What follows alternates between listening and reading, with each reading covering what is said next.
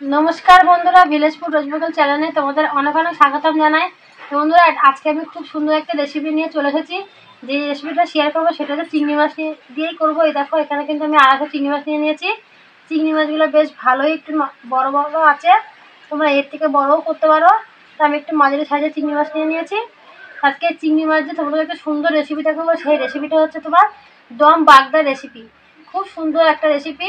আমরা কিন্তু সকালবেলায় অনেক অনেক বন্ধু বাড়িতেই আছো, সবাই কিন্তু কর্মস্থানে মানে কেউ অফিসে, কেউ বিভিন্ন রকমের কর্মস্থানে বেরিয়ে যায়। তখন কিন্তু আমরা ভাবি কী রাঁধবো অত সকালবেলায়।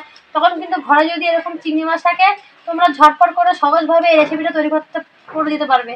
আবার ছেলেমেয়েরা কিন্তু সকাল 10টা বাজলেই কিন্তু খেয়ে দিয়ে স্কুল যায়, তখনও কিন্তু তোমরা এই রেসিপিটা করে দেবে, খুব ভালো খাবে। তাই এই সুন্দর একটা রেসিপি অল্প সময় আর অল্প টাইমে এই রেসিপিটা তোমরা দেখাবো। তোমরা কিন্তু এই রেসিপিটা দেখে তোমরা বাড়িতে বানাবে, ভীষণ ভীষণ ভালো খাবে, অনেকটা ভাত খেয়ে নেবে। তাই প্রথমে কিন্তু এই চিংড়ি মাছগুলো কেটে জলে ধুয়ে দেওয়া তোমাদের দেখাবো, আর কীভাবে কাটবো সেটাও তোমাদেরকে দেখাবো। আর তোমরা কিন্তু পুরো ভিডিওটা দেখবে, আশা করি তোমাদের ভালো লাগবে। হ্যাঁ, চিংড়ি মাছগুলো কেটে নেবো, কিন্তু খুব একটা বেশি ভালো করে কাটবো না, এই যে এরকম করে কাটবো।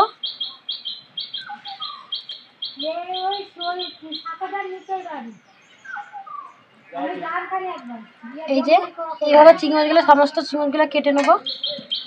দেখো কি মাছি হয়েছে, এখন আমের বুকুল সামনে খুব মাছি হয় এই সময়টা না, মাছা মশি মশা সব ভরে যায়।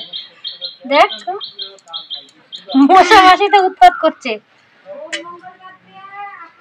এইভাবে চিংড়ি মাছগুলো কেটে জল দিয়ে ধুয়ে তাও তোমাদেরকে আবার দেখাবো। চিংড়ি মাছগুলো সব কেটে জলে ধুয়ে নিয়েছি। তাই দম বাগদা রেসিপি তৈরি করতে লাগবে চিংড়ি মাছ। তোমরা যে কোনো রকমের চিংড়ি মাছ নিতে পারো, বড় ছোট কোনো ব্যাপার না। সামান্য পরিমাণে হলুদ গুঁড়ো, নুন, গোটা গরম মশলা, গোল গোল করে পেঁয়াজ কুচিয়ে নিয়েছি, সামান্য পরিমাণে ঘি, গোল গোল করে আলু কেটে নিয়েছি। দেখো আলুগুলো এখন খুব পাতলা পাতলা করে কেটে নিয়েছি। এখানে আদা বাটা, শুকনো লঙ্কা বাটা, রসুন কুচি, আর এখানে টক দই নিয়েছি। এগুলো লাগবে সমস্ত দম বাগদা রেসিপি তৈরি করতে।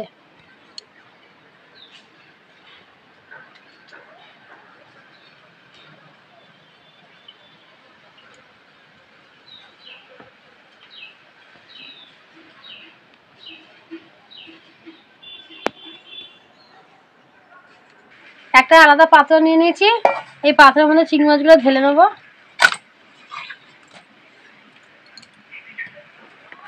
এর মধ্যে হলুদ গুঁড়ো, তোমরা হলুদটা বেশি, যখন বেশি চিংড়ি মাছ নেবে তখন তোমরা বুঝে দেবে, যেহেতু এখানে আমি 800 চিংড়ি মাছ, তো আমি একটু বুঝে দিলাম। নুনটাও স্বাদ মতন পরিমাণ বুঝে দিলাম, তোমরা সেরকম দেবে।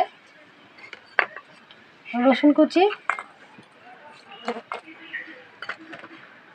আলু গোল গোল করে কেটে নিয়েছি,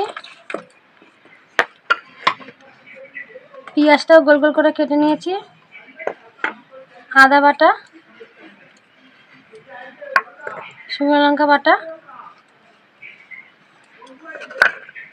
টক দইটা এখানে কিন্তু 50 গ্রাম টক দই, যেহেতু আমরা 250 চিংড়ি মাছ তাই 50 গ্রাম টক দই নিয়েছি। তোমরা চিংড়ি মাছ বুঝে তোমার টক দইটা বুঝে দেবে।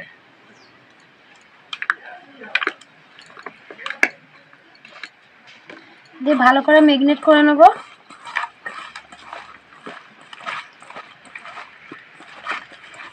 এটা কিন্তু খুব সহজভাবে রান্না আর অল্প সময়। আমি কিন্তু ঘরে থাকা উপকরণ দিয়ে তোমাদের রান্নাটা দেখাচ্ছি। সবাই প্রত্যেকজনের ঘরে কিন্তু আলু, পেঁয়াজ, রসুন সবই থাকে, আর এখন কিন্তু টক দই কিন্তু প্রত্যেকের বাড়িতেই থাকে। আর চিংড়ি মাছ তো যাদের ফ্রিজে বাড়িতে কেনা আনা থাকে, যাদের নেই তারাও কিনে আনে, এভাবে রেসিপিটা করতে পারবে। এই রেসিপিটা কিন্তু খুব সময় আর অল্প সময়ের মধ্যে রান্নাটা হয়ে যায়। অনেক সময় আমাদের কিন্তু খুব অল্প টাইমে রান্না করতে হয়, তখন কিন্তু খুব তাড়াহুড়ো থাকে, তখন আমরা কী করবো তখন কিন্তু এইভাবে ঝটপট করে রেসিপিটা বানিয়ে নিতে পারবে। কিন্তু এই রেসিপিটা তোমরা পুরো ভিডিওটা দেখবে, কোথাও না কেটে, ভালো লাগবে। আর চলো এখন রান্নাটা করে নেবো। আর কেমন লাগলো তাও তোমরা কমেন্ট করে জানাবে এই রেসিপিটা।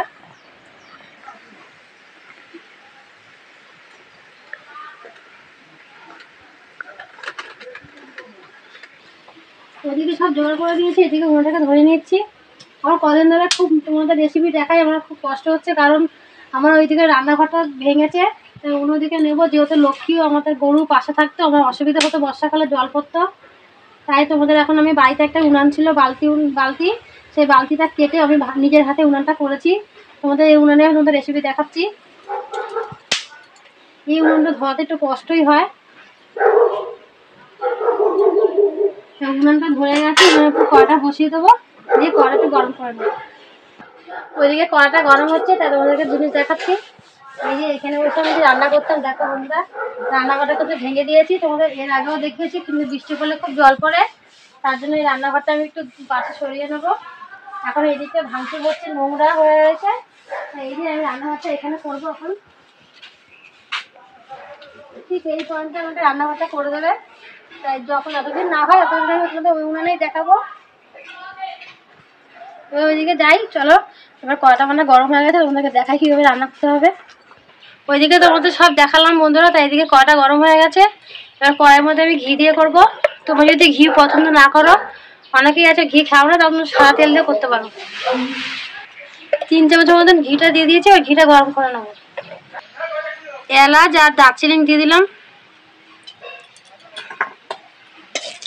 নাড়ি ছাড়িয়ে নিলাম। দিয়ে আগে থাকতে চিংড়ি মাছটা ম্যারিনেট করে নিয়েছি, সেটা দিয়ে দেবো।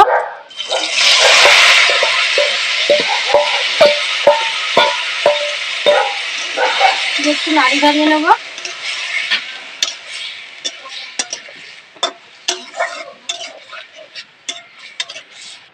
এবার নাড়ি ছাড়িয়ে নিয়েছি, এর মধ্যে সেই মশলার জলটা দিয়ে দেবো। বেশি দিনে কিন্তু অল্প দিয়েছি, একটু গাঢ় ভাব করবো। বেশি নাড়াচাড়া করতে হবে না, এরকম অল্প নাড়াচাড়া দিয়ে জল দিয়ে 15 মিনিট ঢেকে দেবো। ঢাকাটা সরিয়ে দেবো। আর কি সুন্দর একটা গন্ধ বেরোচ্ছে, খুব সুন্দর। এই চিংড়ি মাছ কিন্তু ছোট বড় সবাই পছন্দ করে।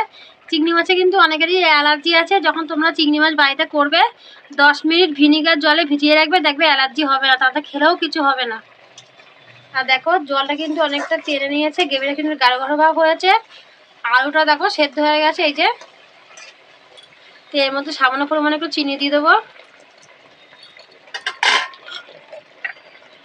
উপর দিয়ে আরেকটু ঘি দিয়ে দেবো, তাহলে খেতে খুব সুন্দর হবে, আরও স্বাদটা আনবে। নাড়ি চাড়িয়ে নেবো। অবশেষে আমার দম বাগদা রেসিপি হয়ে গেছে। তাই দেখেছো কত সহজভাবে তোমাদের রান্নাটা দেখালাম। অনেকের আছে হাতে যখন টাইম থাকবে না, তখন এইভাবে ঝটপট করে রেসিপিটা বানিয়ে নেবে, আর খুব সুন্দর লাগবে এটা খেতে। এটা কিন্তু আমি বাড়িতে আমার মেয়েদের করে দিই, ওরা খেয়ে কিন্তু ভীষণ ভালো বলে। তাই সেরকমই তোমাদের একটা রেসিপি শেয়ার করলাম। এই রেসিপিটা তোমাদের কেমন লাগলো তোমরা কিন্তু অবশ্যই কমেন্ট করে জানাবে।